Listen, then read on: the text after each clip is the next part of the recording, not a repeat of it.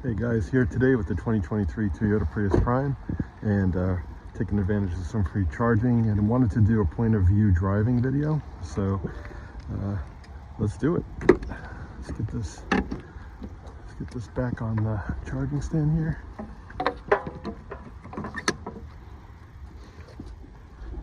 Alright guys, so as you can see, this is the car. 2023 Toyota Prius Prime SE. And this is it. So I'm gonna start up the car. I've turned off the CarPlay. This is the fob for the Prius Prime.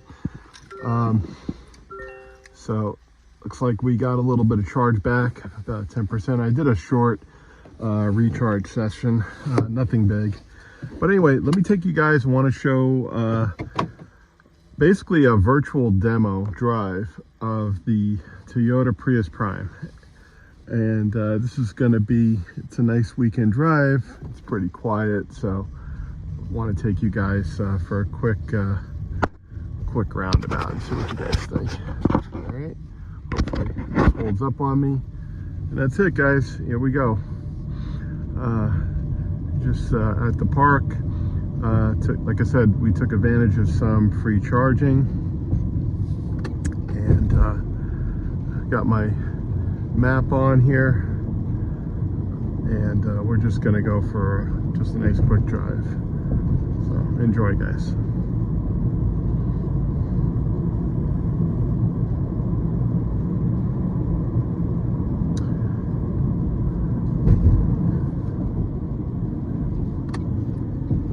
Just wanted to share, guys, that all your controls are on the steering wheel, so you can readily get to the menus. Overhead display. I find some folks have said that it's blocked by the steering wheel. I personally haven't found that. You could also adjust your steering wheel. You can bring your steering wheel, you can bring it forward or down. You can adjust your seat height. Personally, for me, the overhead, I'm fairly tall, so the overhead display is really not an issue. The only thing that is a little bit of an issue, it's a little bit like when you're getting in the car, you have to put the seat all the way down and back a little bit. So that's what I find, but it's not bad. Honestly, I've gotten used to the car. It's fine. There's enough headroom for me. I pretty much have several inches, probably about 4 or 5 inches of headroom. I would say that if you're sitting in the back of the car, it's definitely, if you're a tall person, you're gonna have, it's gonna be a little bit of a tight fit, especially if the driver is tall and they have the seat way back. But honestly, the car is pretty comfortable. I would say the interior and the seats are really nice. It's a cloth seat, but it's pretty comfortable, and yeah, not a bad feel. I have like the SE trim, which I like. It's perfect for my commute. It has a little bit more, a few more miles of EV range. I think it's 44 versus 40 for the XSE and XSE Premium on the Prius Prime. So it's definitely a little bit more mileage, but I think it's due to the lighter weight and the aerodynamics of the vehicle. So that's why it's a little bit, you have a little bit more mileage on the EV battery. So right now I'm in EV battery mode. Hopefully you can see that. Yeah, so we'll take a nice quick drive.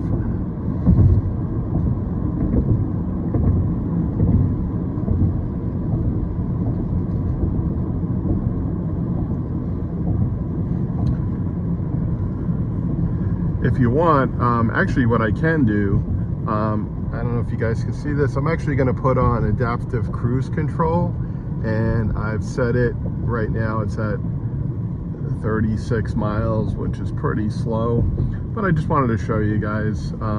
So right now the car, so that's interesting, it drove a little bit, it looked like it was trying to make the turn, so I just want to see. So you definitely have to keep your hand on the steering wheel, but right now I'm just letting it do the gas and the brake. So I'm actually going to increase my mileage here, bring it up to like 55, 56, 55 on the bridge here.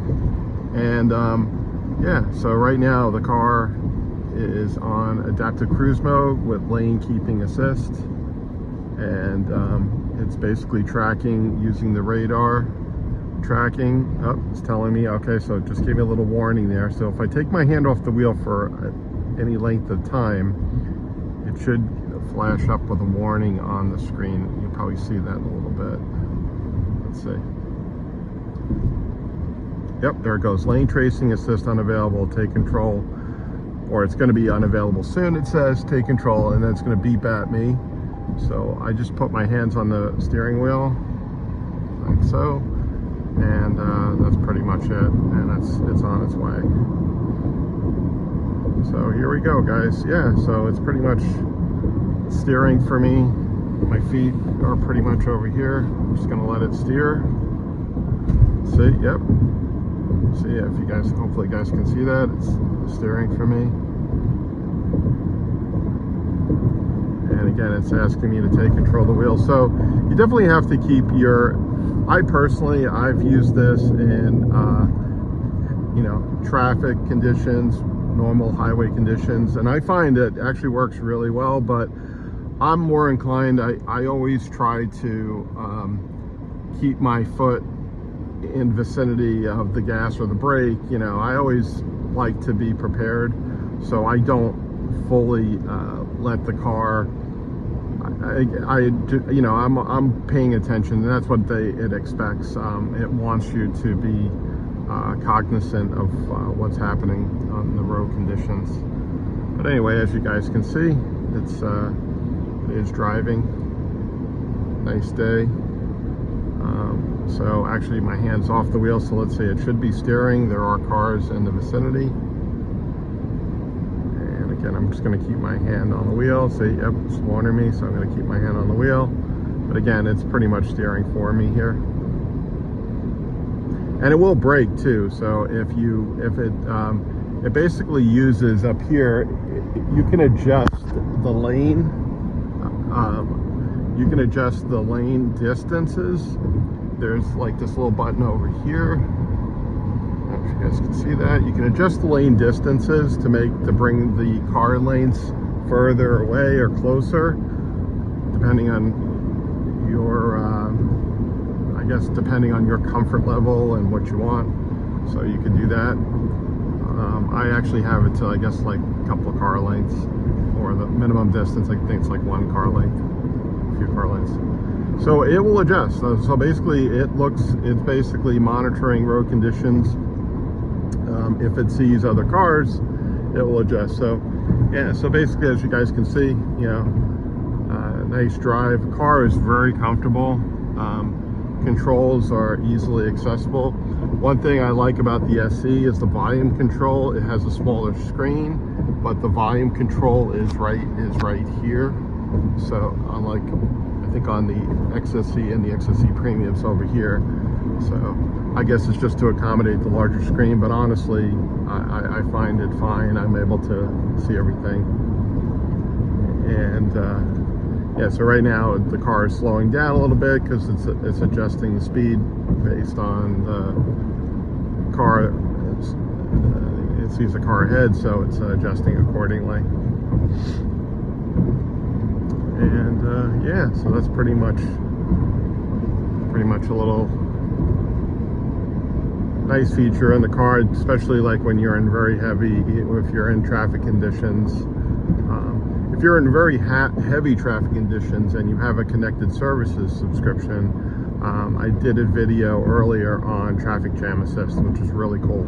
It will kick in at below 25 miles an hour, and what's nice is it will start and stop the car, and basically brake and gas up until if you're in a heavy traffic, so your foot basically is not, you know, takes a little bit of stress off of you as you're driving. So anyway, yeah, as you can see, I hope you guys can see everything, see the interior. So like right now, I'm pretty much hands are here. So let's see, it's probably gonna prompt me. I'm gonna actually keep my hand on the wheel because we got traffic coming in. Yeah, and it's actually braking for me. So as you can see, it's braking and steering too. Interesting.